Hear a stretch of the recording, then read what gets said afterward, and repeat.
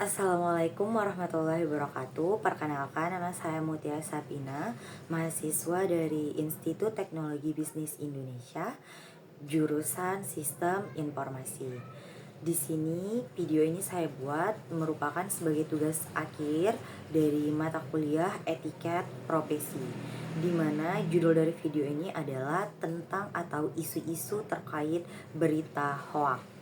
Maraknya kasus bullying, Lembaga Indonesia Data Digital Around the Netas Hukum dan Tanggung tindak penindasan yang Kesehatan Mental atau sebesar 50 pendidikan di sekolah. Mental Health Survey mengungkap total populasi. remaja yang memasuki masa transisi ke dewasa muda juga Rencana gempa yang terjadi di Lebak ternyata dimanfaatkan sebagian orang untuk menyebarkan berita bohong daripada hoax atau terkait dengan informasi. Kita akan ke kasus pertama pemirsa Kominfo yang mengangkat pemberitaan yang beredar di media sosial itu. Berita hoaks tentunya dapat merugikan dan menggemparkan masyarakat. Berita hoaks Dan menipu hoaks seperti televisi dan radio masih menjadi pilihan masyarakat untuk mengonfirmasi berita-berita dan kebingungan di masyarakat. Nah, mengapa kita mudah percaya hoaks? Karena manusia cenderung mencari informasi yang mendukung keyakinan mereka, yang dikenal sebagai confirmation bias. Ini menyebabkan kita lebih mudah percaya pada berita palsu. Nah, untuk itu saya sudah memiliki beberapa isu atau berita-berita hoaks yang akan saya analisis nantinya. Sebelum kita membahas lebih jauh, berikut saya meminta untuk kalian menonton terlebih dahulu berita hoaks yang saya angkat untuk materi dalam tugas etika profesi saya ini. Isu galon palsu Le Minerale dilabel hoaks oleh Komdigi. Ini faktanya. Isu mengenai galon palsu Le Minerale yang beredar di media sosial telah dinyatakan sebagai hoaks oleh Komdigi.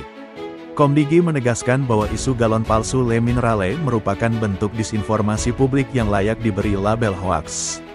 Pernyataan ini diperkuat oleh keterangan resmi kepolisian. Kasat Reskrim Polres Metro Bekasi Kota menegaskan bahwa kasus di Bekasi merupakan pelanggaran izin usaha, bukan pemalsuan galon. Polisi menemukan bahwa tersangka SST berusia 41 tahun menjalankan depot air minum tanpa izin resmi dan menggunakan galon-galon bekas berbagai merek, termasuk Le Minerale. Namun, tidak ditemukan indikasi pemalsuan atau produksi ulang galon bermerek. Tutup galon yang digunakan merupakan bekas pakai dan terlihat secara kasat mata berbeda dengan yang baru. Ring pengaman di tutup galon juga dalam kondisi sudah terbuka, karena bekas dipakai. Polisi menegaskan bahwa kasus ini murni terkait pelanggaran izin usaha, bukan pemalsuan produk. Usaha air minum isi ulang tersebut adalah usaha kecil rumahan yang dijual terbatas di wilayah Setu, Bekasi. Nah, yang membuat isu ini semakin mencuat adalah dengan penyataan yang dilakukan oleh sebuah konten kreator yang memiliki followers cukup besar, di mana dia memberikan narasi yang tidak benar mengenai air isi ulang Le Mineral ini, di mana hasil dari reviewnya itu memiliki jutaan penonton dan dipost ke berbanyak platform. Hal ini memunculkan kemarahan atau ketegasan dari pihak Le Mineral, di mana mereka meminta kepada kementerian untuk menindaklanjuti hal tersebut. Nah, untuk itu saya akan menunjukkan video tentang klarifikasi selanjutnya.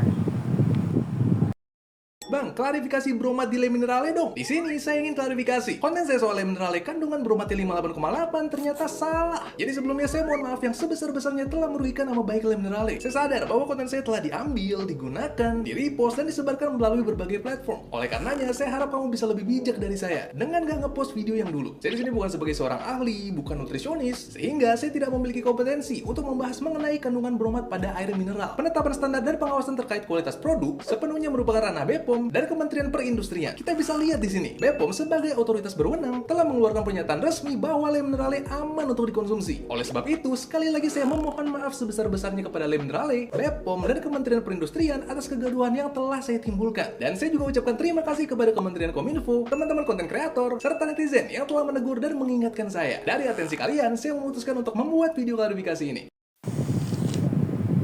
Nah, berdasarkan video klarifikasi setelahnya, maka dapat dipastikan bahwa hoax yang diedarkan oleh berita tersebut sangat benar, dan pengguna yang melakukan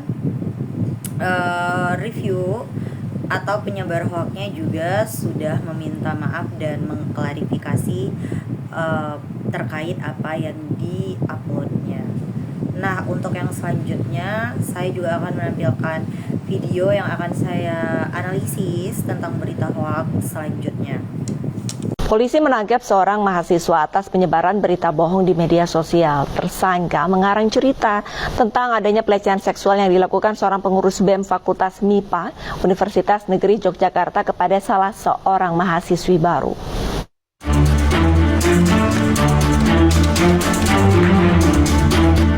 Mahasiswa berinisial RAN ini ditangkap tim reserse kriminal khusus Polda DIY akibat perbuatannya menyebarkan cerita bohong yang viral di media sosial.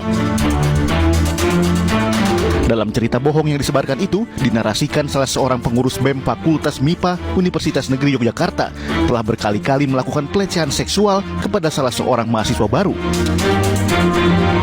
Tak terima disebut sebagai pelaku pelecehan seksual, pengurus BEM berinisial MF kemudian melaporkan media sosial yang menyebarkan cerita bohong itu. Polisi pun menangkap RAN yang ternyata adalah rekan MF. Kepada polisi, tersangka mengaku menyebar cerita bohong di media sosial karena sakit hati kepada MF. Dalam kasus ini, polisi juga menyita sebuah telepon genggam milik tersangka yang digunakan untuk mengunggah cerita bohong ke media sosial. Akibat perbuatannya, tersangka dijerat pelanggaran Undang-Undang Informasi dan Transaksi Elektronik dengan ancaman penjara paling lama 10 tahun. Dari Sleman, Yogyakarta, Heru Trijoko, iNews melaporkan. Nah, untuk video yang selanjutnya ini lebih krusial karena penyebaran informasi yang tidak senonoh dan menyebabkan kerugian pada salah satu pihaknya. Hal ini saya ambil dari berita yang barusan tertera di video. Nah, begitulah beberapa isu-isu hoax yang ada di atau yang saya tampilkan pada video ini. Untuk selanjutnya saya akan menampilkan beberapa video pencegahan bagaimana sih sebenarnya hoax itu bisa kita hindari dan apa yang harus kita lakukan terhadap hoax. Di era digital ini kita dibanjiri informasi setiap hari. Tapi apa semuanya benar? Berpikir kritis itu penting. Ini bukan soal jadi skeptis terus-menerus tentang memilah mana yang fakta, hanya opini, dan mana yang bisa jadi hoax. Misalnya kamu lihat berita viral, sebelum langsung percaya coba tanya diri kamu, siapa yang menulis ini? Apa sumbernya bisa dipercaya? Apa judulnya terlalu provokatif? Sekarang banyak alat yang bisa bantu kamu cek fakta.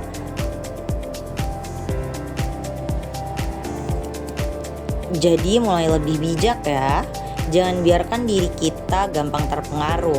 Berpikir kritis itu kunci supaya kita tidak terjebak dalam lautan informasi palsu. Jangan lupa kebenaran itu tidak selalu datang dari yang paling viral.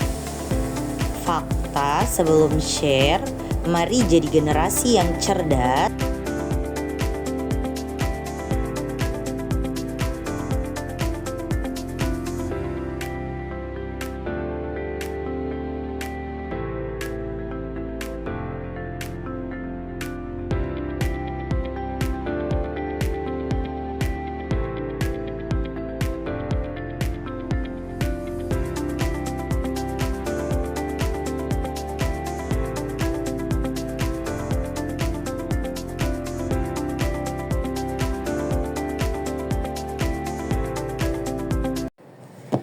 Sekianlah penjelasan saya mengenai isu-isu hoax yang sudah saya paparkan. Intinya, bijaklah dalam berbicara atau bermedia sosial. Hoax yang kita tebar itu tidak hanya merugikan diri kita, tapi juga merugikan orang lain. Terlebih lagi, sekarang ini berita-berita hoax dapat terkena sanksi berupa penjara. Hal ini juga membuat kita untuk lebih berhati-hati ke depannya. Baiklah, sekian penjelasan saya. Lebih dan kurang saya mohon maaf. Wassalamualaikum warahmatullahi wabarakatuh.